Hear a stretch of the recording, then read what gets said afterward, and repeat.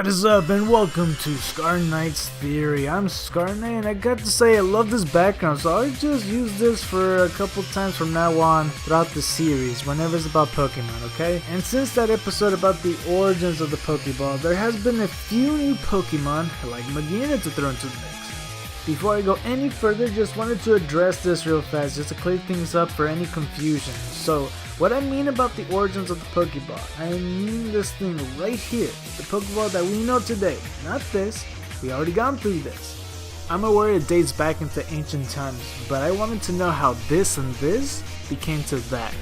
And what's interesting is that they only mentioned the Magearna Pokeball look once. It wasn't ever touched after that, and who knows, maybe Magearna herself influenced this prototype to be a thing replicating the arcane system. Maybe?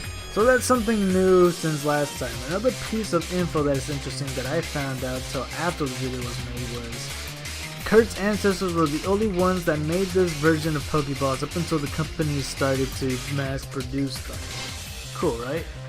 Okay, moving on from that, I just wanted to give that important bit of info, and if you haven't seen it, then I'll make sure to put it on the end slate and the description to be sure to click on it after the video. Don't worry, I didn't spoil anything by saying all this. Anyways, now for the main topic at hand. This guy. Your rival whom you started your journey with, who apparently you were rivals with since you were babies. That douche who picked Squirtle when you picked Charmander. And in an alternate universe, if you pick Squirtle, he would pick Bulbasaur. And in another universe, if you were to pick Bulbasaur, he would pick Charfucking-Man. You get the picture. A future gym leader and a future champion. But we're getting ahead of ourselves. Throughout the entire game, he is just one step ahead of you, whether it's getting to a town, beating a gym, or getting closer to completing the Pokédex. Which, by the way, in the SSN, he supposedly caught 40 before the 3rd gym. Let me run the numbers. 46. And I'm being nice here by not including the difficulty of versions, exclusives, free moonstones, and a level cap of 22 when his ace is 20. And even threw in the extra Spearow so he could get that freaking Farfetch. All the Pokemon here are his starter, his evolved form, Rattata, Raticate, Pidgey, Pidgeotto, Spearow, Fearow, Mankey, Nidoran boy, Nidoran girl, Nidorino, Nidorina, Nidoking, Nidoqueen, Caterpie, Metapod, Butterfree, Weedle, Kakuna, Beedrill. Let me kill this, it's getting a little bit too full. Pikachu, Jigglypuff, Wigglytuff, Clefairy, Clefable, Paris, Sandshrew, Sandslap, Geodude, Zubat, Golbat, Ekans, Arbok, Otters, Gloom, Bellsprout, Weepinbell, Abra, Kadabra, Magikarp, Gyarados, Meowth, Farfetch, Diglett, and Drowsy. If you don't put that help into account and with the extra levels, like I said, just drop it to a level cap of 20, then you would have 39. Farfetch not included. Oh, and I did only find 2 moonstones in the cave here, bears. So I'm just gonna drop this to 37. Oh, that's still more Pokemon than me. Now imagine you're Ash, right? Going through in the anime, a long hard-fought battle, getting your 8 badges. You have 1 more badge left. When suddenly your rival arrives in a sports car, flipping out 10 badges. How in the world did he get 10 freaking badges? Some of them don't even look familiar. What, was I holding the freaking map upside down? And for crying out loud, he's going for his 11th? Huh? Now figuring this out in the anime of all things, it's gonna be complex, believe me. Truth be told, I probably shouldn't have picked this as my second ever theory, because it's gonna sound like a stretch, but I do got something very interesting, and this has been bothering me since I was a kid. And I haven't heard this much uncovered with other people covering this theory as far as I know, so let me know how I do. Now let me get down to the nitty gritty. Now the cool things about gyms are these unsaid rules. Well, I mean they mention them, but it's not exactly touched upon, you know? Like 1, there could only be 1 gym per city, town, etc. 2, the strongest or chosen trainer will represent the gym. This could also fall under if the gym leader has to take a hiatus or needs a substitute, or it's that person resigns or retires as a gym leader. So here's an example. Flannery's grandfather in the games used to be an Elite Four member, while in the anime he used to own that gym. I don't know, maybe in the games he still at one point had the gym before being an Elite 4 member, or the other way around. Regardless, in the anime he retired as a gym leader to become a poet. Yeah. And Flannery from then on became a new gym leader. It took her a while to grow confident, but she got it now, I think. But it did also show this in the games to stay true to her character. Other substitutes were Agatha and Gary's counterpart Blue for the 8th gym, but I'll get to that. It's important. Shh. Another rule. Rule number 3. Well, not exactly a rule, as that a gym leader could be a person that is not even native to that area, like Byron moving to Canalave City, or Norman moving into Petalburg from Johto. So it may not be the best for anybody that has their hopes up thinking they're gonna be the next leader when this rule could take in effect. Of course, the in-battle rules, like gym leaders cannot switch out of battle, only the challenger, and the way they set their gym, it could be simple, or they can make something extra that will make the battle take into effect, or make a special attraction like a restaurant or aquarium. Out of all those rules, the single gym rule makes sense because you don't want youngster Joey to beat a gym across the street, only to be another gym for him to beat just a skip and a hop away in the same exact day. It's just too simple, you know? Look at Saffron. There's 2 gyms right next to each other, but there's a huge difference. One of them is no longer an official gym, and that's the Fighting Dojo. There's no winning sign, no trainer guide, there's no gym badge to give. They do give a free Pokemon, but that's besides the point. All that is because Sabrina took that right from them, but perhaps maybe Gary was able to get that badge before that place got shut down. I mean, think about it, before the guard developed his thirst, maybe after Cerulean he went straight to Saffron. It's not impossible. Fun fact, Ash got Sabrina's badge sooner than he was supposed to, being the 4th badge. Sabrina doesn't seem to have the gym for too long, and she already said she wasn't interested in this gym leadership. Regardless, she is the most feared gym leader in Kanto. In that episode when Ash attempted to get that badge, Sabrina tried to capture them all to turn them into dolls and keep them forever that way. So the guy revealed to be her dad saved them. It didn't seem like he was just wandering around for so long if Sabrina was in charge for so long, or else she would have more dolls in her collection than this. Seems like this was her first couple dolls besides her mom. The point I'm making is Gary doesn't have the Marsh Badge, and if the dojo had a different variation badge, he probably got it from them. You know, before the dojo became a dojo. And what is with the anime with flaky dads anyway?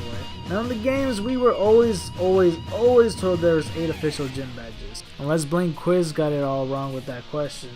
I mean, the guy is a quiz master, and I don't really think it would be a trick question that should make it seem like we're right. But it is partially correct, regardless, because this is where things begin to get a little bit complicated. Because who's to say they're even official gyms? It's correct that there are 8 official Kanto gym badges and 8 badge gates to prove to the guards to enter to Victory Road, but they aren't the only official 8 gym badges.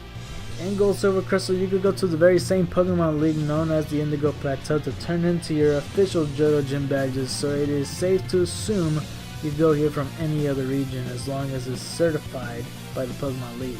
But hang on though, just because region access to more gym badges elsewhere doesn't mean Gary could just jump on his porch and just go back and forth. It is very unlikely. It's not impossible, in fact. Someone in the anime did obtain Johto and Kanto badges. Sakura was the youngest sister of the kimono girls that had an Eevee. She looked up to Missy because they understand what it's like to be the youngest sister of the family. She eventually started on her journey and evolved her Eevee into Espeon and collected the Zephyr Badge, Hive Badge, Storm Badge, and then went to Kanto to face Misty for the Cascade Badge, which she had won. She only did this because she had the mindset on Misty. Understand it's a long trip for anybody, but because she had an objective, rather than Gary over here collecting badges left and right, it's not like he's gonna cross Mount Silver, past Victory Road, past Tojo Falls, or whatever the order is, and to still pass 2 towns to get to the first gym badge of Johto. So this is out of the question. It also doesn't solve this unknown badge problem. There's actually a couple other trainers that have unknown badges of their own. Morrison got his 8 badges that nobody's seen before in the Hoenn region. Barry and Nando from Sinnoh got a couple. Trip and Cameron has theirs from Unova, and Sawyer from Kalos. From Kanto, besides Gary, is this trainer named Atoshi. The ones I won't acknowledge is this trainer because I strongly believe that this trainer came from a different region due to the style of the badges that are similar. In case you want me to elaborate, all sets of badges that have their own format. Kanto all the way to Hoenn are similar. Sinnoh has this boulder shape look to it. Unova has a more vertical shape to it, while Kalos really focus on the aesthetic. There's also the Orange Islands seashell badges. These are buttonous, bulbous badges. Pardon the alliteration, but I will not count these. Nor will I count the episode where Miss Maggie is granted Ash every badge and saw some badges that no one have ever seen before. That's an illusion. Now then, none of these trainer badges are from Johto.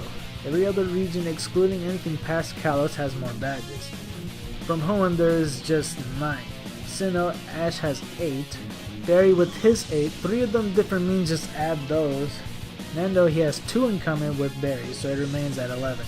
Unova, Ash with 8. Trip with 3 different ones, making it 11 again. And Cameron with 3 unknown of his own, but 2 of them are the same as Trip's, so that just adds 1 more to make it 12. Kalo has Ash at 8 again, with Sawyer with 3 different badges, making it 11. For Kanto, there's Ash badges being 8, plus Atoshi's to have common 4, so just add to the other 4. Then there's Gary's with 10, 3 to 4 in common. This picture is a bit altered to the original. It's hard to tell if this is a volcano badge or not.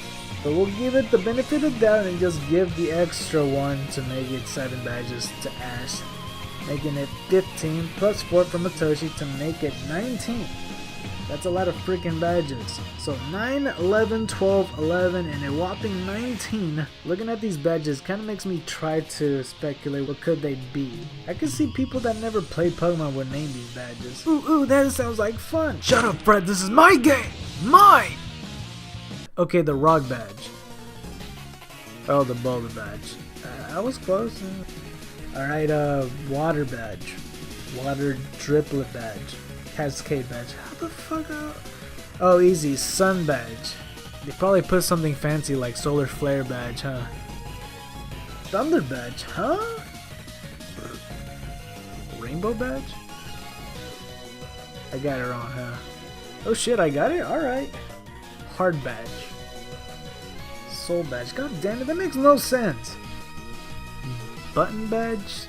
Circle badge? I don't know what type that is. Okay, I would never have guessed that. Devil badge. Wait, no, it's a kid's show. Fire badge. Okay, volcano badge. Leaf badge? Or forest badge? Or jungle or whatever.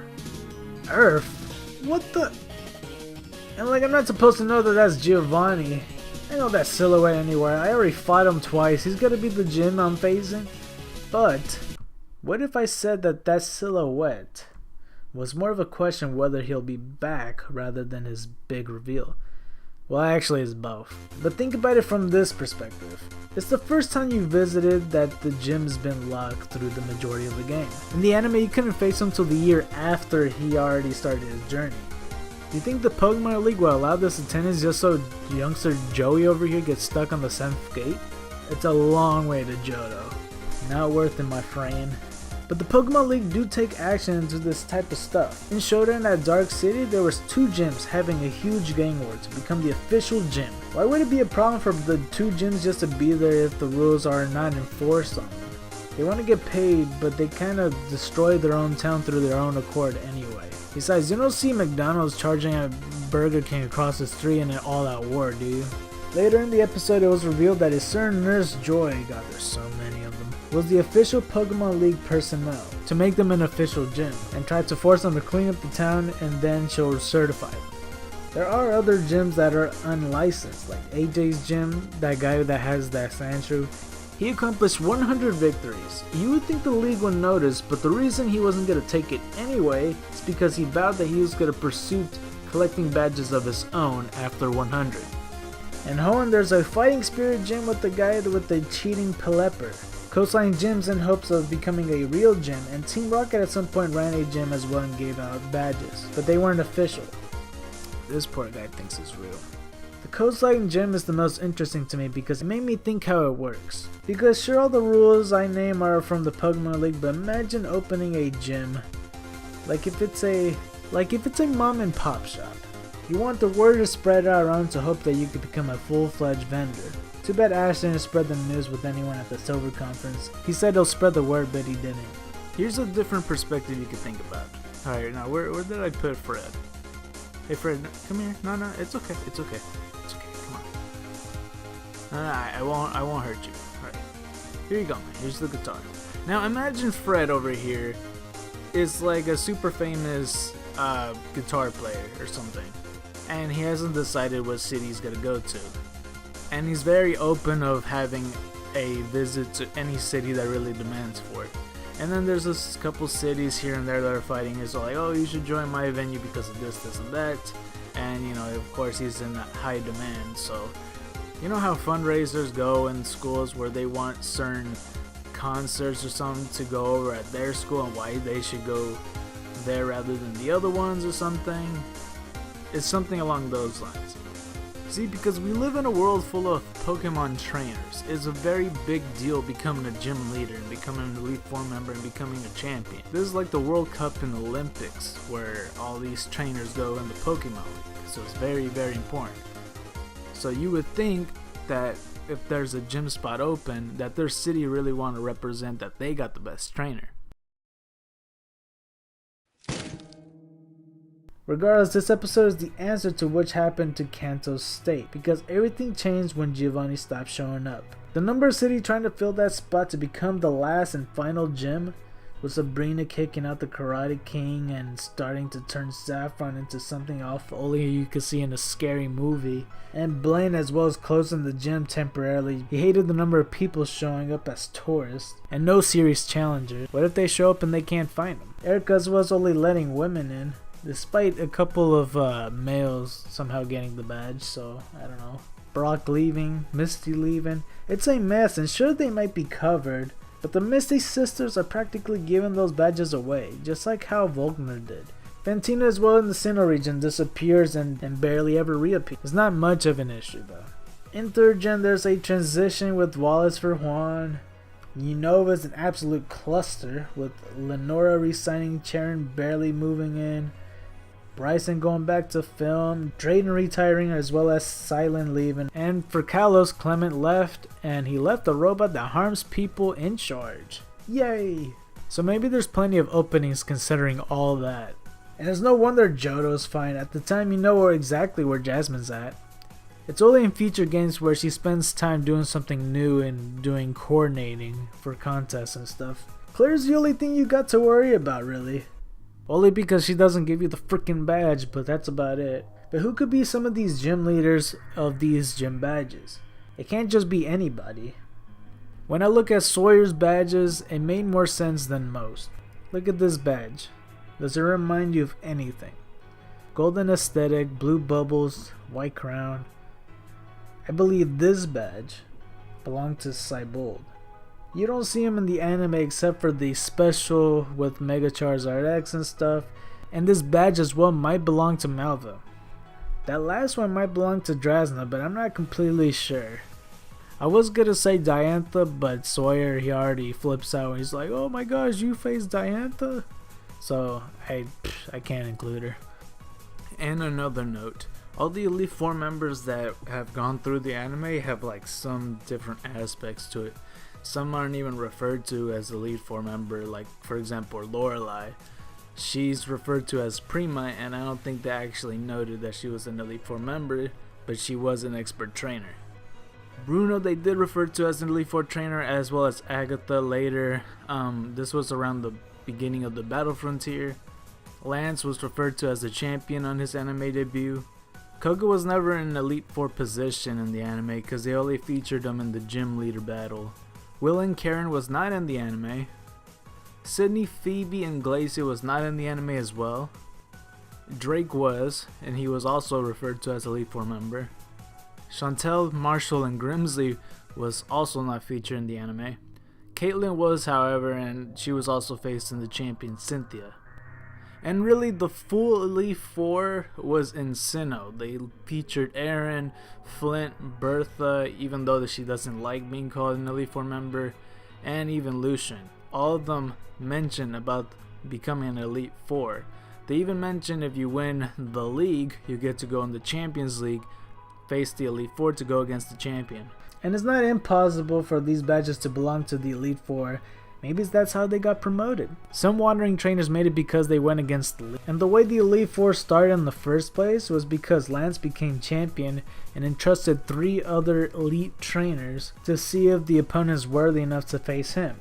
When Blue or Gary showed up and became champion and Red then came after to take his place, that's how the format of the Elite Four and then the champion came to be. Since Lance tells us it's like if it was a huge unveiling. Since then it's been like this. Bruno and Agatha are more likely to be wandering trainers, for example. I say Agatha because there was mention that she rivals with Oak, just like how Red and Blue was.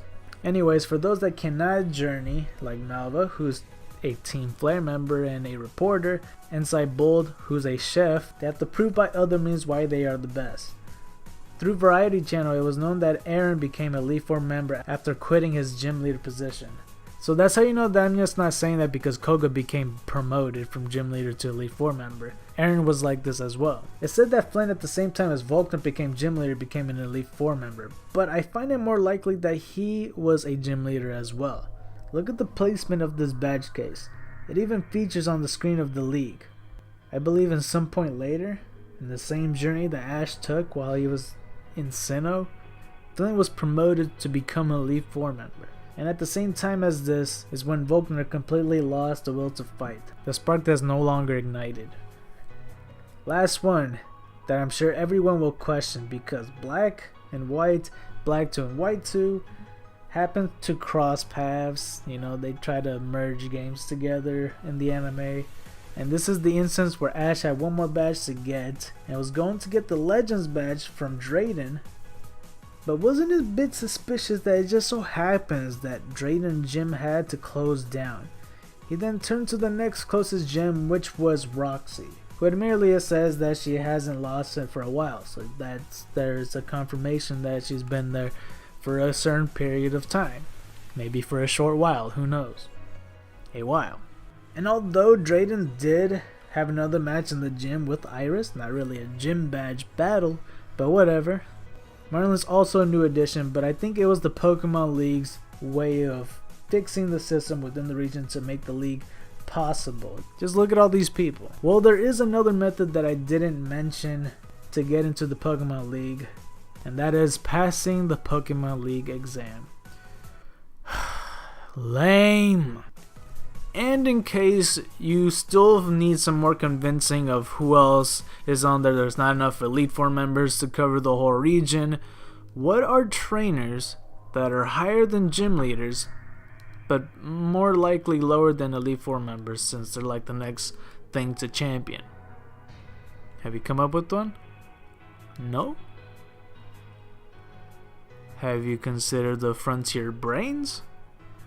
There is the Hoenn / Kanto Frontier Brains, where there's 5 members. There's also the Johto / Sinnoh 5 members that Scott is all in charge of. More likely trainers that should have been promoted to Elite Four, but since there's just exclusively to only 4 members, maybe this is where they prefer being. Some people even consider them stronger than the Elite Four, especially that cheating Brandon with all your Reggies. I know this was super complicated just to explain why Gary has 10 badges, and I have to go in depth looking through all the badges and all the gym leaders and all the gyms and the Elite Four members, even got the Frontier Brains involved. But really, it just, with all this work, I really started to think that Gary is like pure evil or something. Wait, it can't be. I knew it. I knew it! Hey, you made it to the end of the video, so if you liked this episode, don't forget to press that like button. And I'm gonna be that guy and actually give you 2 decisions of the theory. Do you think hashtag more than 8 or hashtag regional 8? And also subscribe to become a white tiger or dragon. You could pick either or side, just like how you're doing the hashtags. So either pick white tiger or dragon, and while you do so, don't forget to vote, because voting is underway right as we speak, and voting will end before Legend of Zelda Ocarina of Time finale. Now, it's just voting is simple. All you have to do is comment what game you want me to play down below in any video that I own. Also, go click on the mystery video in the description. It'll take you to a mysterious video, and then when you put the hashtag regional8 or hashtag more than 8, you could go put that in the comment section to earn more bonus points. It'll also give you priority to earn more prizes. So there you go. So white tigers and dragons to you, and you've been scarred by the night. I'm out!